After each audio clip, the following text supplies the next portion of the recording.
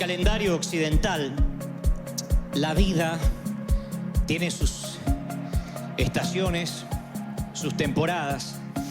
Y yo decía en el servicio pasado lo mismo que ahora, que en realidad no es tan exacto porque el calendario es predecible. Tú miras el calendario semanal y sabes que después del lunes viene el martes, y después del martes el miércoles, y así sucesivamente, y ves el mes y sabes que si estás en septiembre luego viene octubre, si estás en diciembre hay cambio de año, viene el otoño y luego sabes que cambia la estación. Pero en las estaciones de la vida de pronto estás viviendo un momento soleado, un momento de marea baja. No digo de suma felicidad, pero sí esos momentos donde dices, no me enfermo, tengo para comer, tengo lo necesario, tengo una familia. Y en una hora la temporada puede cambiar diametralmente porque es como que se inmiscuye sin advertencia un nuevo tiempo. Aquí hay mucha gente que me ha contado que una llamada telefónica le hizo añicos los planes, la agenda, el presupuesto. No es de extrañarse que a veces una internación de último momento de un niño, de alguien de la familia, haga que tus planes financieros se deshagan, que todo lo que tenías pensado hacer en los próximos meses quede hecho añicos o trizas. Tan pronto te das cuenta que te llega el bill del hospital, de la internación, de los medicamentos. Por poner un ejemplo, hay otras cosas más graves, como puede ser un golpe, un shock, el enterarte de algo que de pronto hace un sismo en tu corazón y todo lo que creías que estabas construyendo se desmorona como un castillo de naipes. Y esto no es patrimonio del que no tiene a Dios, porque esa es la falacia, pensar que las tribulaciones vienen para los que no tienen a Dios, o en su defecto los que lo tienen pero están haciendo las cosas mal.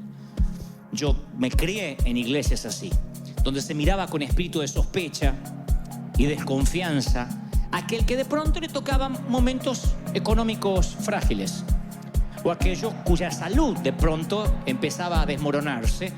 Inmediatamente la reprimenda era: te estás enfermando porque debe haber un pecado oculto, algo que no confesaste.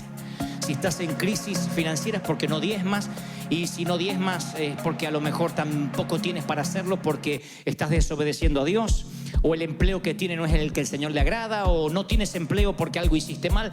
Siempre hemos visto la crisis como la mano negra de Satanás, y nos cuesta entender que a veces las crisis, los desiertos, los momentos duros que nos toca atravesar, las temporadas por los hospitales, incluso aquellas que son más serias, que nos llevan a caminar por la grama de un panteón, de un cementerio, son permitidas por el Señor, nos guste o no nos guste. Y sé que esto puede sonar anti-victoria o anti-mensaje positivista, pero el pastorear una congregación día tras día, semana tras semana, en esta última década, me ha enseñado que las tribulaciones, los momentos tristes, son parte de la vida. Ignorarlo es una torpeza. Decir que no vas a tener derrotas en la vida, momentos tristes, es una canallada de parte de los que nos toca la providencia de que ustedes nos presten los oídos. Es una canallada decir, no, si estás en derrota es porque Satanás tiene algo contra ti necesariamente. Sí, tiene algo contra ti, Satanás te odia, pero no necesariamente lo que te está ocurriendo proviene de la mano de Satanás. Yo creo que hay crisis, hay cosas que Dios permite por una razón, por un proceso. Temporadas que de pronto no sabes por qué, ¡fum!, cambia tu vida tal como la conocías. De pronto los problemas empezaron a rodearme como un enjambre de abejas cuando menos lo estaba esperando. ¿Qué lectura hacemos? Yo digo que uno toda la vida toma decisiones. La vida son decisiones. No se puede vivir de modo que la vida nos pase por arriba y esperemos que el destino, la suerte, la timba, la tómbola decida por nosotros. Hay que decidir. La vida se vive de manera intencional. Uno toma decisiones todos los días, desde qué pasta dental va a utilizar, si se va a peinar o no se va a peinar, si por amor al prójimo se pondrá desodorante o no. Uno decide cómo se va a vestir y si a la noche comerá bistec, pollo, pizza. Son decisiones que no trascienden y ni definen la vida de nadie. Y después están las otras decisiones. Las otras que tomamos en días soleados, en días de zozobra, en días de marea baja. ¿A qué me voy a dedicar? ¿Qué carrera voy a seguir? ¿Cuál va a ser mi llamado, mi ministerio? Con la mente fresca, sin problemas a la vista, sin un frente de tormenta, son decisiones que por lo general solemos no equivocarnos. Y después están las otras, las decisiones que uno tiene que tomar bajo tormenta. Cuando estás echando el agua, los vientos huracanados y uno tiene que decidir. Esas decisiones son las más complejas porque uno no tiene la mente totalmente clarificada. Y ahí es cuando nos podemos equivocar. Cuando decidimos bajo tormenta, cuando decidimos bajo presión, cuando decidimos tristes, o lo que es peor, tomamos decisiones demasiado cansados. Y no hablo del cansancio físico que se puede reponer tras 8 horas de cama o 6 horas. Hablo del cansancio del alma, cuando estás agotado, cuando todo hace que a tu alrededor parece que se viene contra ti en un frente de tormenta y estás intolerante y te cansa cualquier cosa. Ahí tomas una decisión y posiblemente estés equivocado. Hay gente que se ha casado bajo tormenta. Hay gente que se ha divorciado en medio de una tormenta. Hay gente que ha abortado bajo una tormenta. Y luego se arrepienten toda la vida porque no era el mejor momento para decidir o para tomar ese tipo de decisión. Si vas a la cárcel, te vas a encontrar con mucha gente que bajo presión tomó la decisión incorrecta. O sea, todo mundo vamos a tener complicaciones. La vida, como digo siempre, no es un paseo por el parque. La vida es compleja. Amar duele, emprender causa adrenalina, soñar cuesta, trabajar duro tiene su precio y también su paga, pero su precio, cada cosa que nosotros hagamos tiene su costo. Pero sin embargo, cuando la gente en esa presión emocional, bajo tormenta, toma decisiones, a veces se lamenta toda la vida. Y digo, si vas a la cárcel, te vas a encontrar con gente que dice por 1 minuto, por 2 minutos, si lo hubiese pensado mejor. Y como esas decisiones hay otras que no te cuestan la cárcel, pero te cuestan una quiebra financiera, un matrimonio infeliz, un sitio donde no querías vivir y te arrepientes porque todo se basa en la decisión. Los Angeles Times publicaba hace unos meses atrás la noticia de alguien que había sido asesinado, un vecino que había sido asesinado con un cuchillo de carnicero, y por las huellas, por el ADN, dieron con la persona que había cometido el ilícito. Cuando llegaron a verlo y a detenerlo, él dijo: no fui yo, fue mi hermano. Quiso acusar al hermano, un hermano gemelo. Pero la treta no le resultó porque ya la policía había estado con el hermano gemelo y el hermano gemelo tenía un récord intachable. 0 antecedente criminal. Sin embargo, que acusó al hermano, había tenido entradas en la policía, multas, mucho background, que inmediatamente lo condenaron. Y los sociólogos estudiaron el caso y llegaron a la conclusión, o arribaron a la conclusión de que ¿cómo puede ser que 2 gemelos, criados en la misma casa, que responden a los mismos padres, que comen el mismo cereal por la mañana, que juegan con el mismo perro, que tienen supuestamente el mismo entorno, uno tiene un récord intachable ante la ley y otro es un delincuente y pasará el resto de su vida en la cárcel en prisión perpetua? Gemelos. Y llegan a la conclusión, insisto, que todo tiene que ver con la decisión. Uno de ellos, ante una crisis, decidió mal. El otro decidió bien. Siempre las tormentas nos hacen decidir. No podemos estar exentos de problemas. El tema es qué hacemos cuando estamos bajo tormenta. ¿Qué decisión tomamos? El sufrimiento va a venir, el dolor va a venir. Si alguna vez la vida, Dios, te lleva a otra ciudad y te congregas con otro pastor y te dice que si estás en derrota o pasas por crisis es porque te apartaste de Dios y eso es obra de Satanás, no le creas. Es un embustero. Porque la vida tiene cosas lindas, maravillosas, pero también el Señor prometió que tendríamos aflicción. Y como el Señor nos habló hace unos días atrás, está bien que a veces no estés bien. Está bien que estés pasando crisis. No eres raro. Dios no te abandonó. No es que te falta unción, ni decir las palabras proféticas, ni que no estás empoderado. No. Lo que sucede es que es la vida. Y a veces los pastores nos volvemos embusteros. Decimos 2, 3, 4 palabras para que la gente nos grite, nos diga aleluya. Y después te encuentras con la vida real. Y la vida real es muy diferente a lo que se puede arengar detrás de un púlpito o en un stage. La vida real es real. Y yo no te estoy diciendo que vas a vivir de tristeza en tristeza. Pero sí que van a venir tormentas, porque el Señor lo prometió. Edifique sobre la roca o edifique sobre la arena, el pronóstico para ambas casas, tormenta. Sobre la roca permaneces, sobre la arena grande es tu ruina, pero tormenta para los dos.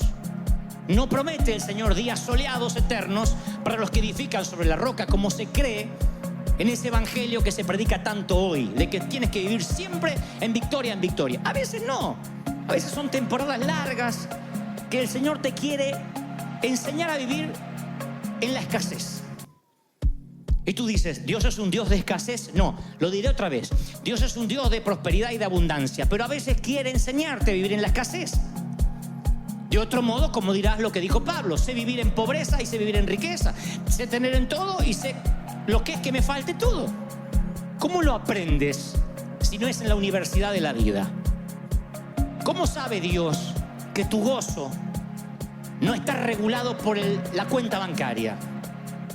¿Cómo sabe Dios que tú vas a adorar igual cuando estás con los dos pies en tierra o cuando tienes que hacer el equilibrio porque sube el agua? Dios necesita saber que tu gozo y tu congregarte y tu fidelidad no depende siquiera de tu salud. Todos queremos tener salud, nadie nos gusta ni tener un resfrío. Sin embargo, el Señor dice, ¿cómo sé que aún seguirás siendo fiel cuando la salud se ponga frágil? Cuando eventualmente envejezcas. Porque si Cristo no viene antes, todos vamos a envejecer. Bueno, yo más tarde que tú, obvio, pero vamos a envejecer. Algunos envejecerán dignamente, otros no los querremos ni mirar, pero envejecerán. Y junto con la vejez, ya la vista no será la misma. Las fuerzas no serán igual. Los dientes no estarán allí. Vendrá la celulitis, las varices, la artritis. La próstata, orinarás mucho más seguido de lo que orinas ahora. Esas cosas vienen. Recibe esta palabra profética de parte de Dios. La ley de gravedad se cobra a sus víctimas. Hay cosas que nunca volverán a estar en su sitio. No hay votos que lo pueda arreglar. Eso viene. ¿Y qué es eso sino una enfermedad paulatina? En la vista, en los oídos, en la voz. ¿Qué es eso? ¿Cómo nos vamos de esta tierra? Si acaso no nos vamos deteriorando todos los días un poco.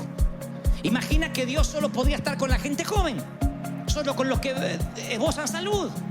Imagina que Dios solo bendice a los que tienen mucho dinero ahorrado en el banco. Bueno, los hispanos entonces no seríamos bendecidos casi ninguno. Sin embargo, es lo que se nos ha predicado durante años. Y entonces, cuando uno empieza a pasar crisis, uno lo quiere ocultar porque teme que ha hecho algo malo. Teme que tuvo que haber hecho algo de modo que Dios quitó su mano. Todos tenemos que decidir. Dios no nos diría que tengamos que decidir si no nos pusiera opciones. Y Él nos pone opciones. Él en Deuteronomio 30:19 dice: hoy te he dado a elegir entre la vida y la muerte, entre bendiciones y maldiciones. He aquí pongo el cielo y la tierra como testigo de la decisión que tomes. Ay, si eligieras la vida para que tú y tus hijos puedan vivir.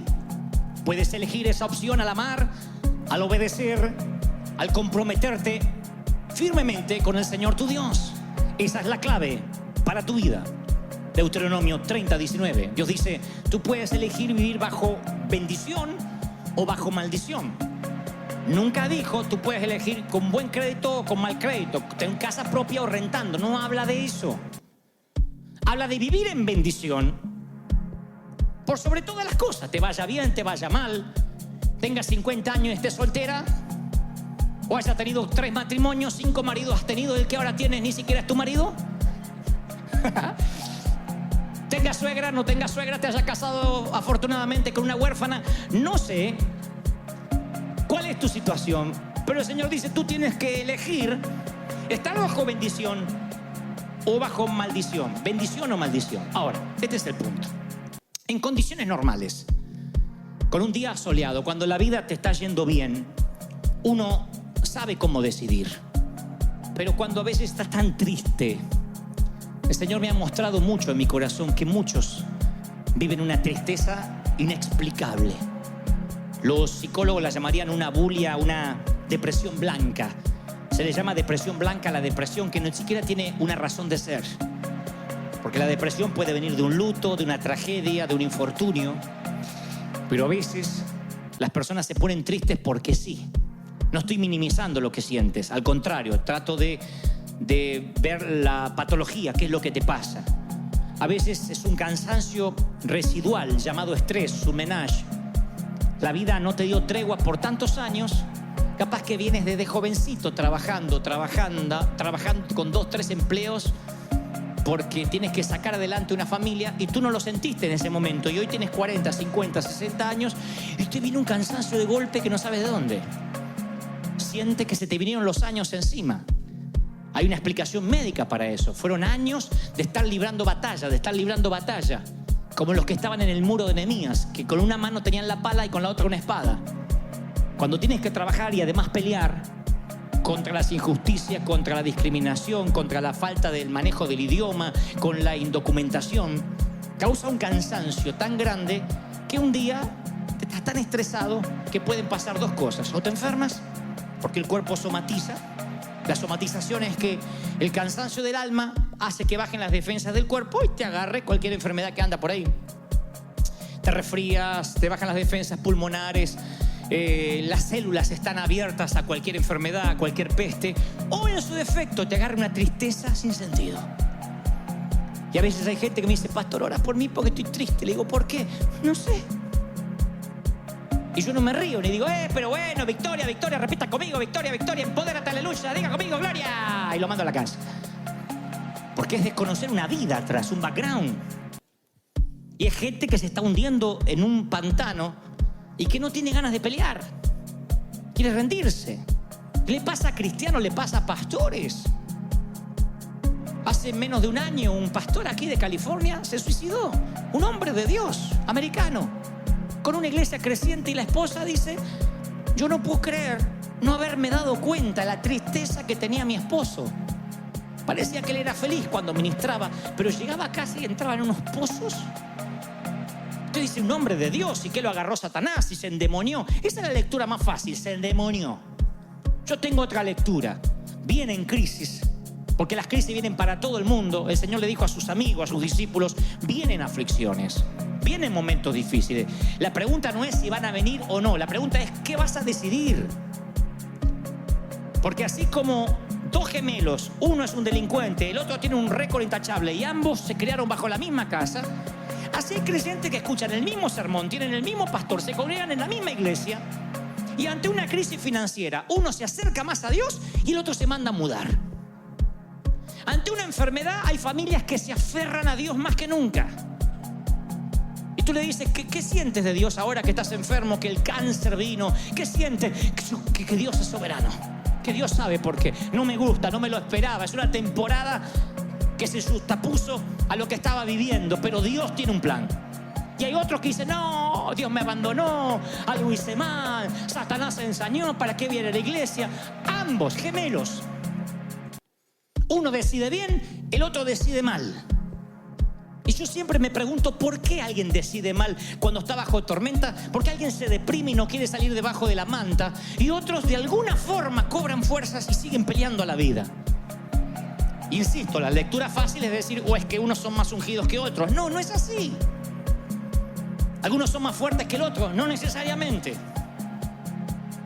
Las crisis vienen porque Dios nos quiere enseñar ciertas cosas que solo se aprenden cuando uno pasa momentos tristes. Si tú me dijeras: Dante, flaco, ¿cómo es que conociste al Señor? ¿Cuáles fueron tus momentos más íntimos con Él? No fueron en un estadio. No me relacioné con Dios ministrando a una multitud o a un gentío. Fueron los momentos de quietud, de oscuridad, donde pude oír a Dios. Me dices: ¿volverías a vivir esos momentos? No, claro que no.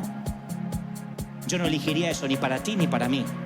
Pero hoy me di cuenta que si Dios no lo hubiese permitido, yo no conocería su voz. Yo no podría conducir, liderar una congregación si yo hubiese sido un pusilánime que a la primera tormenta abandono. Dios hizo de mí un piloto de tormenta. Alguien que siempre dice: vamos a salir adelante, no importa cómo. No tenemos dónde congregarnos, vamos. A veces no sabía ni para dónde, pero yo tenía que pararme en la fe, porque eso lo había aprendido ¿en dónde? En la crisis, en los valles de sombra, en los valles de muerte, en los valles de soledad. ¿Para qué sirve la crisis? Para 2 o 3 cosas que son muy importantes, y esto es lo que quiero que sepas que Dios te está enseñando. Primero, te expone ante el resto. Uno cuando se ve en crisis no lo quiere mostrar, no quiere que nos vean. Por eso Cuando nos preguntan, ¿cómo estás? Decimos, bien, bien, bien, bien. Nadie dice, quiero matar a mi suegra, quiero ahogar al bestia que duerme conmigo. No tolero más a mi cuñado. Nadie dice eso.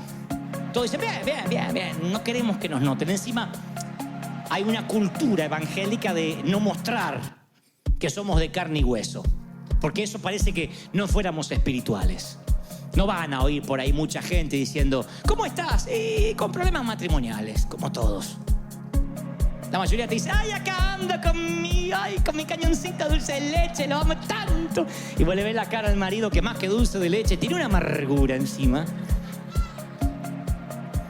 Pero enseguida levantamos la fachada a ver si piensan que Satanás se nos metió en el matrimonio. Otros, ¿cómo estás financieramente? Bien, bien, bien, bien, bien. Algunas cositas, pero ya vamos a seguir adelante. Y está bien no estar bien. Lo vengo diciendo de parte de Dios hace días. De otro modo no vas a recibir ayuda. Pero ¿qué hace la crisis? Te expone. Job, para los que no conocen la historia, les cuento muy rápido. Un día hay una plática, una charla cósmica. Dice la palabra que el enemigo, Satanás, le dice a Dios, mira, este Job te adora, te sirve porque hay un cerco alrededor. Porque no lo puedo tocar. Pero si tú me permites, a mí me gustaría tocarlo un poquito. Me gustaría que su salud se ponga frágil, que le pase algo a su familia. Y yo te voy a demostrar que este tipo te adora, te sirve porque la vida es un canto para él. Tan pronto las cosas se pongan feas, él te maldecirá. Y Dios dice, no, está bien, te permito que lo toques, pero no lo mates, no le hagas daño a él. Pero puedes tocar todo su entorno. Una plática que yo no quisiera que nunca Dios tenga con el diablo respecto a mí. Está bien. Y apenas Job empieza a tener crisis, los amigos vienen, los parientes, y a ver si te identifica. Y le dicen, entre otras cosas, este sufrimiento, Job, tiene que ser tu culpa. Tienes que haber cometido un pecado imperdonable. Atrajiste el mal a ti. ¿Cuánto nos identificamos con esto? Que en el momento más bajo viene un desubicado, para no decir un menso, y te dice algo así. ¿Habrá pecado en tu vida? Y te pone a veces en una situación tan tensa, donde encima que la estás pasando mal es culpa tuya. Encima que la enfermedad era una temporada que no esperamos, encima es culpa tuya. Yo recuerdo hasta creyentes que abrían la nevera o iban al baño y decían, un hijo de Dios no puede tener tantos medicamentos en la casa, ¿eh? Algo raro está pasando acá. Y sí, soy diabético, ¿qué va a pasar? No es que yo lo sea, pero es lo que a veces uno respondería cuando te ven que tienes un remedio o algo para la diabetes. Entonces hay gente que te juzga por lo que te está pasando. Por eso es que nosotros cuando tenemos una crisis lo tratamos de ocultar. Yo he pasado momentos muy difíciles, tratos de Dios, cuando me despidieron del empleo, cuando estaba solo, cuando estábamos solos, que no sabíamos a veces ni qué comer. Y ahí entendí que con algunos hermanitos yo no necesitaba a Satanás.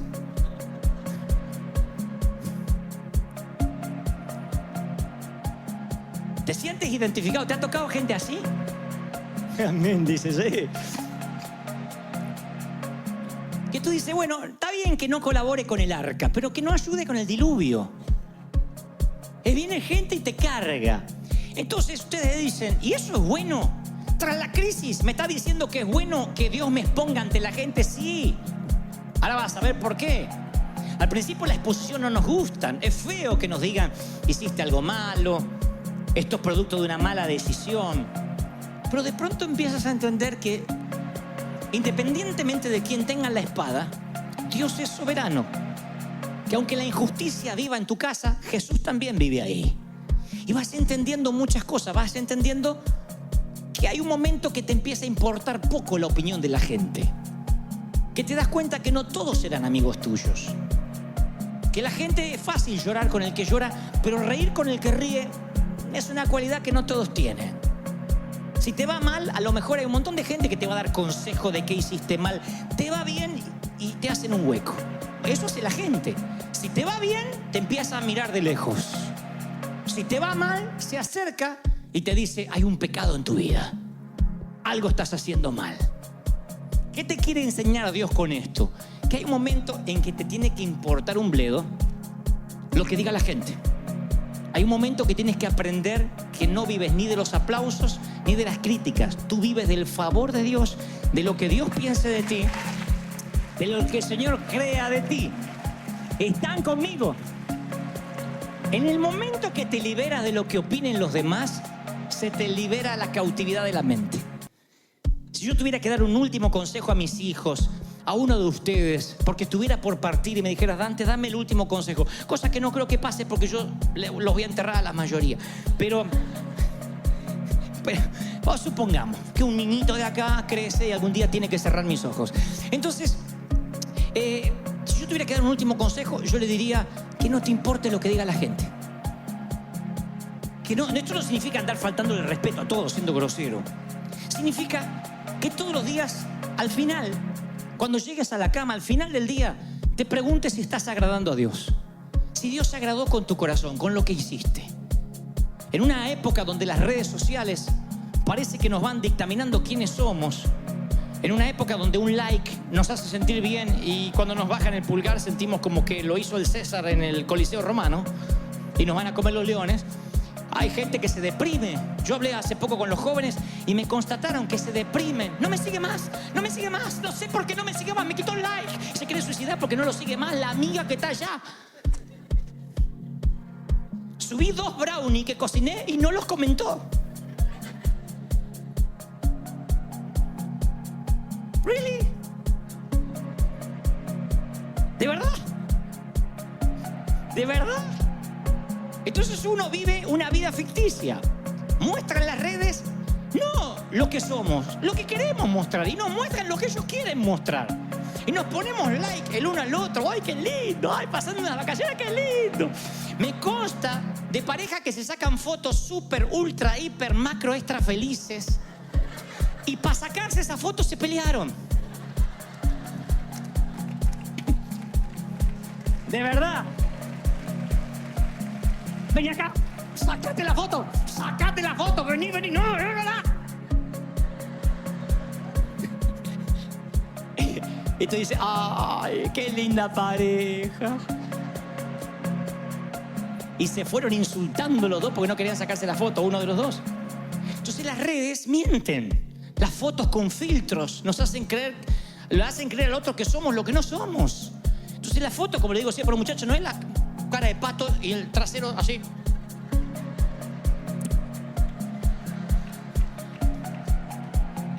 No es la vida real. La vida real no es Instagram. La vida real no son las redes. La vida real es la vida real. Duele.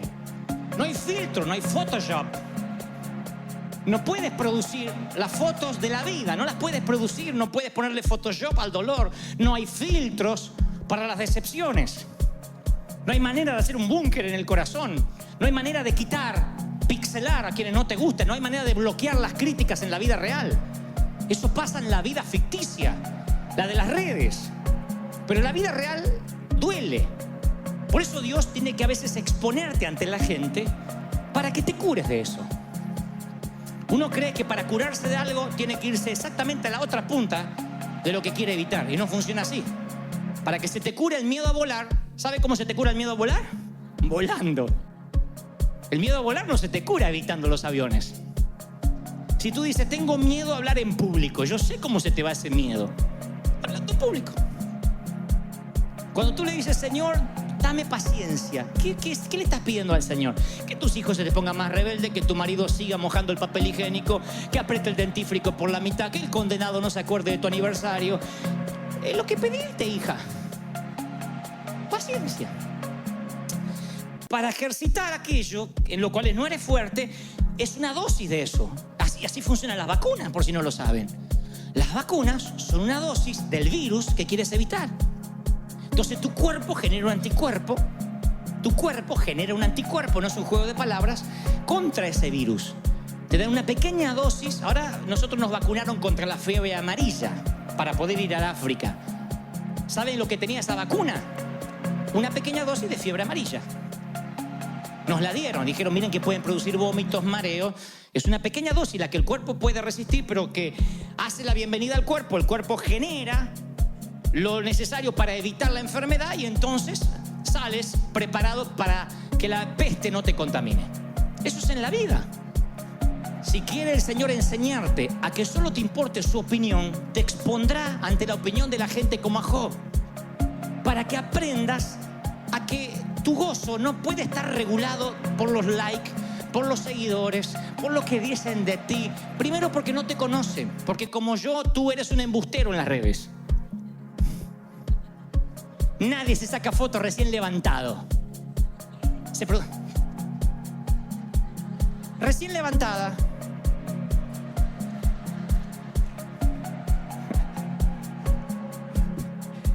Mentira, eres más fea que eso que vimos.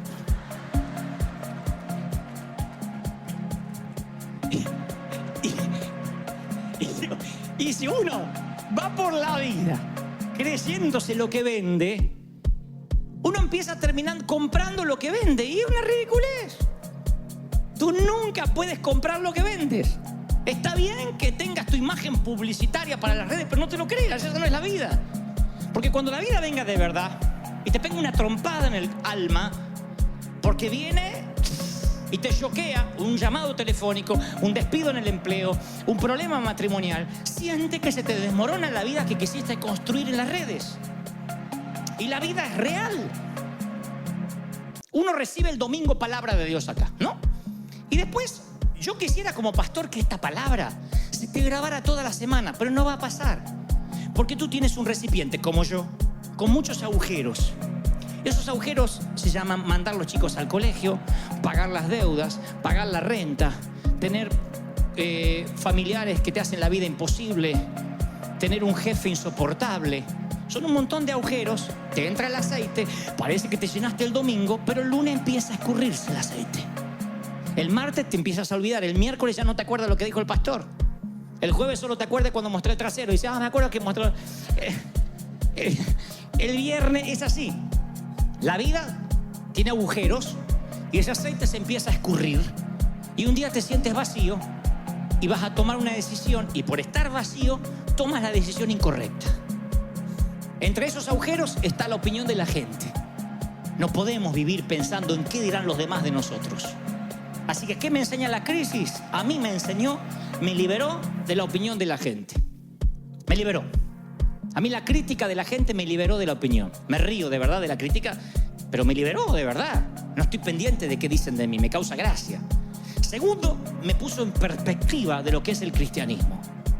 Yo les contaba recién que cuando uno va a un sitio como el África, uno se da cuenta de la versión filtrada y diluida que hemos tenido del Evangelio por muchos años.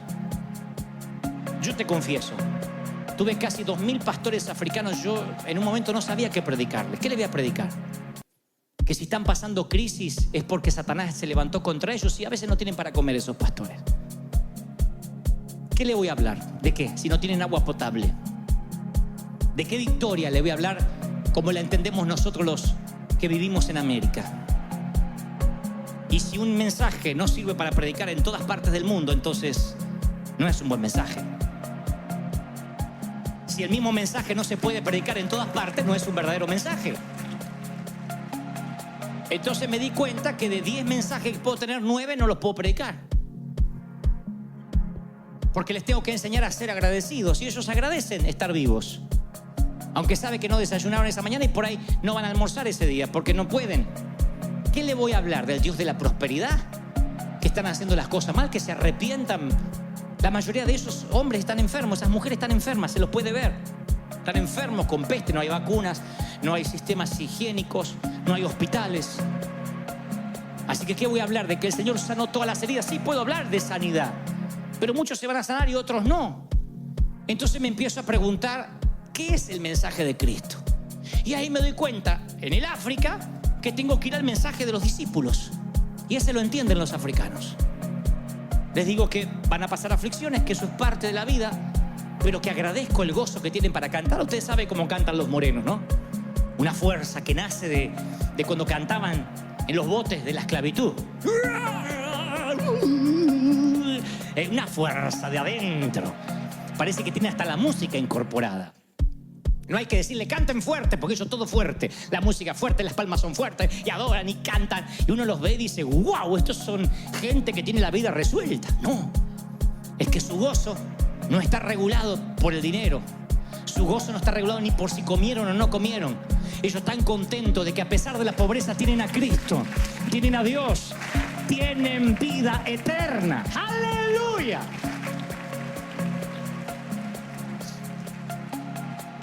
Así que les digo que Dios usa a la gente rota. Les digo a los africanos que Dios los utiliza a ellos para enseñarnos a nosotros, a los que nos quejamos, a los que nos deprimimos por boberías, que Dios de algún modo los ubicó ahí, casi en lo último de la cadena alimenticia social, para aquellos que siempre están mirando para arriba, a los que les falta de tanto en tanto los mire a ellos y se dé cuenta lo desagradecidos que son. Porque somos desagradecidos hasta que la crisis nos pone en perspectiva. Uno cree que es bendecido si tiene una casa propia, si tiene su ministerio reconocido, si te va bien en el empleo. Y un día llega la enfermedad, llega la temporada esa que se inmiscuye sin que lo esperas. Y entonces, ¿qué te pasa? Ordena tus prioridades. Las cosas que antes te importaban quedan muy por debajo de la cima. Las cosas que te parecían que te iban a hacer feliz de pronto se transforman en eso, cosas. ¿Y qué hace la crisis? Te transforma en alguien que no tienes nada que perder, nada que proteger. Y cuando no tienes nada que perder y nada que proteger, eres como esos soldados que se contrataban después de las guerras, que lo único que sabían hacer era manejar una lanza, una espada, un fusil. Era la única actividad que sabían hacer, pero ya no había guerra. Y entonces se los contrataban, se les decían mercenarios. Se les pagaba para que defendieran a veces a un rico, para que pelearan una batalla privada. Se les decía mercenario, aunque la palabra tiene mala prensa, porque uno podía usar sus habilidades sin temer de que los iban a traicionar, porque era gente que no tenía nada que perder. Por lo general eran soldados que habían perdido a sus seres queridos en la guerra, no tenían propiedades, lo único que sabían hacer era pelear. Se los contrataba para una batalla y sabían que como no tenían nada que perder y nada que proteger, entonces iban a ser efectivos en lo que tenían que hacer. Permítanme la metáfora, pero cuando la vida te golpea, cada vez te das cuenta que tienes menos para perder y menos para proteger. ¿Quieres ver a un hombre que Dios utiliza de una manera formidable, sin límite? Muéstrame a alguien que en algún momento de la vida lo perdió todo y no está atado a una casa. No se deprime porque Bank of America le manda una carta, porque ya la perdió la casa y vio como Dios lo bendijo de alguna manera. Muéstrame a alguien que salió de una enfermedad, que tuvo una larga temporada en el hospital, salió de allí y yo te mostraré a alguien que jamás se va a enojar porque le hagan una mala cara, porque no le den un asiento, porque no me tocó la licuadora, porque él viene de un cáncer. Y como se peleó contra el cáncer, para lo que otros son grandes batallas, para él son boberías. Él no tiene nada que perder. Lo único que le interesa es agradar a Dios. Muéstrame a alguien que lo criticaron sin piedad gran parte de su juventud y le dijeron payaso, anticristo, apóstata, y yo te mostraré a un hombre seguro hacia dónde va, qué quiere y para qué, porque sabe que le quiere agradar a Dios. ¿Están conmigo, sí o no? Entonces yo veía en las Escrituras dos personas, como si fueran los mismos dos gemelos que publicó Los Angeles Times. Nada más que esto está en las Escrituras mucho antes que esta historia de los gemelos. Son dos reyes ungidos por el mismo profeta, mismo entorno, mismo cuerno de aceite, mismo Dios que manda ungir a ambos, Saúl y David. Voy al final de la vida, de la biografía de ambos, y Saúl se suicida en su propia espada, muere pseudamente endemoniado, consultando a las brujas, lejos de Dios, descartado para que sea rey, sin unción. Voy a la biografía de David y lo veo hasta el día de hoy como un hombre conforme al corazón de Dios, según el adjetivo divino del Padre. Le dicen a Jesús, hijo de David, no le dicen hijo de Saúl, hijo de David. O sea, nunca nadie lo moverá de la genealogía del maestro. ¿Qué hubo en el medio? Que uno terminó tan bajo, en un punto tan bajo, y otro terminó tan bien. La lectura fácil es que David era un santo y el otro era un condenado. No, porque David Fue un adúltero, un asesino, unos pecados espantosos. ¿Qué fue entonces lo que determinó que dos personas que comen el mismo cereal, juegan con el mismo perro, tienen la misma unción, el mismo cuerno de aceite derramado sobre sus cabezas, uno termina bien y otro termina mal? Te lo diré. Uno no tiene nada que perder, solo agradar a Dios. Se llama David. El otro cree que tiene todo para perder, la reputación, y está muy pendiente de eso. De hecho, su propia hija dirá en algún momento, le dirá a David: mi padre nunca ha hecho esa ridiculez al verlo a David bailar. Saúl es un hombre muy temeroso del que dirán. Todas las mañanas se levanta a ver si tiene más seguidores en Instagram. Todas las mañanas va al Facebook a ver qué dicen de él. Está muy pendiente y tiene temor a perder algo. Todo el modus operandi de la vida de Saúl fue temer al hombre. La palabra dice que cuando fue llamado para ser ungido, se ocultó entre el bagaje porque tenía miedo. Y esa manera de ser de Saúl lo perseguiría el resto de su vida. En cierta ocasión, él está acampando con su ejército frente al entrenado ejército de los filisteos. La infantería de los filisteos está enfrente y él tiene que ir a atacar, porque si no, los filisteos cada vez se arman más. Cada hora que deja pasar, cada día que pasa, los filisteos son más. Así que envía un WhatsApp rápido a Samuel. Bueno, dice un mensajero, pero hoy sería un WhatsApp. Le dice: Samuel, ven rápido, porque no podemos salir sin tu bendición. Los reyes no iban a la guerra sin la bendición sacerdotal.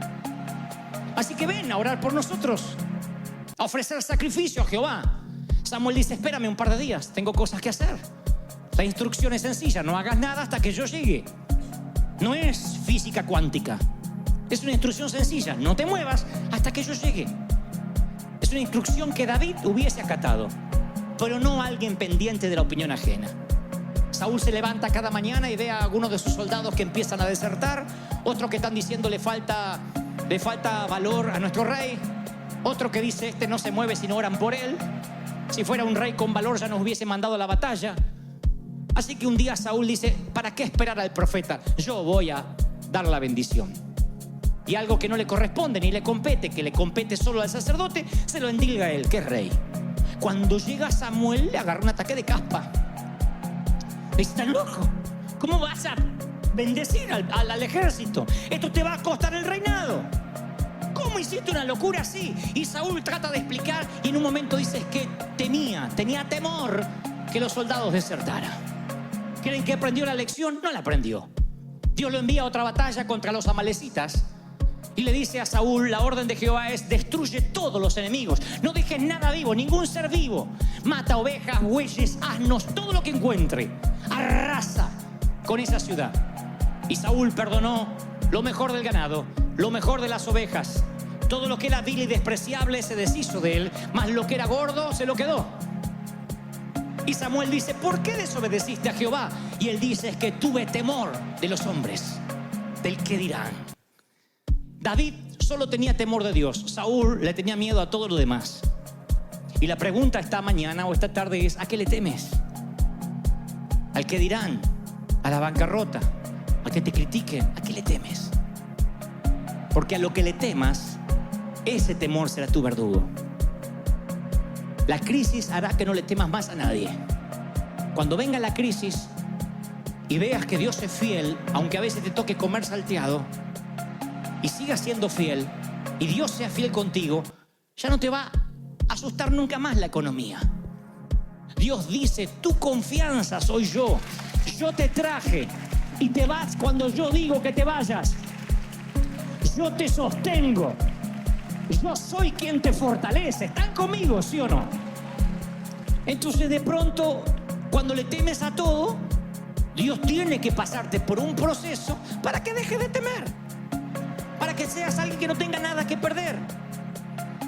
Porque si has pasado por el sufrimiento, ya no te afecta el sufrimiento. No estás diciendo: si yo tengo salud sirvo al Señor, si no, no lo sirvo. Ya has pasado por ahí. Y dices: Señor, si me das salud te sirvo mejor, y si no, tendré que luchar con mis achaques. Pero aún así te seguiré amando. No le temes al sufrimiento. No le temes a la confianza, a los aplausos o a la crítica de la gente. Eres indestructible cuando no te importa el que dirán. Porque tu confianza está basada en Dios. No le temes a la muerte porque sabes lo que te espera del otro lado. Entonces, cuando no le temes a nada, eres indestructible. ¿Están conmigo, sí o no? Yo les contaba en el servicio de la mañana que hace unos años yo estaba en un sitio con muchos pastores y era un poco, no sé si la oveja negra, pero yo no encajaba mucho con el léxico que tenían los ministros. Son toda gente muy amada y yo soy amigo de la mayoría. Pero tal vez porque yo soy argentino, qué sé yo. Pero es como que no encajaba mucho. Entonces un día estábamos reunidos con un grupo de pastores y viene alguien que es un profeta de Dios, que también quiero mucho, a decir verdad. Me dice delante de los ministros: Dante, tengo una palabra para ti, la palabra de Dios. Y hacía todo así el rictus, como que le estaban bajando los mails, ¿no?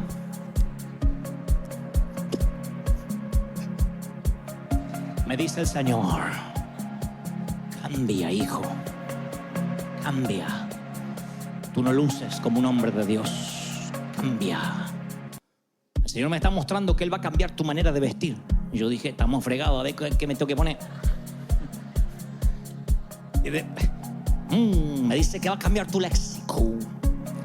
Te va a cambiar porque ahora eres como un artista, pero Él quiere que seas un siervo de Jehová.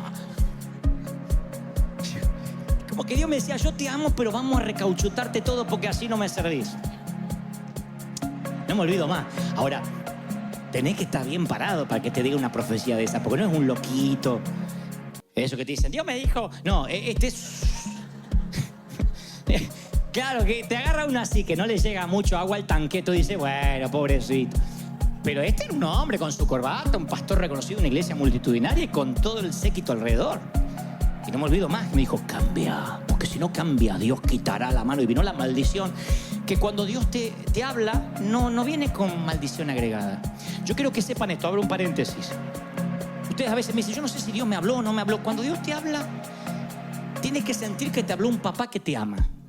Si te quita la paz, si te queda como una amenaza latente, ese no es Dios. ¿Por qué? Porque yo soy papá.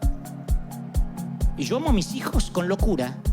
Y aunque esté muy enojado, jamás le diría: o te portás bien o te meto en un internado y no me ves nunca más la jeta, como nos decían antes los padres a nosotros.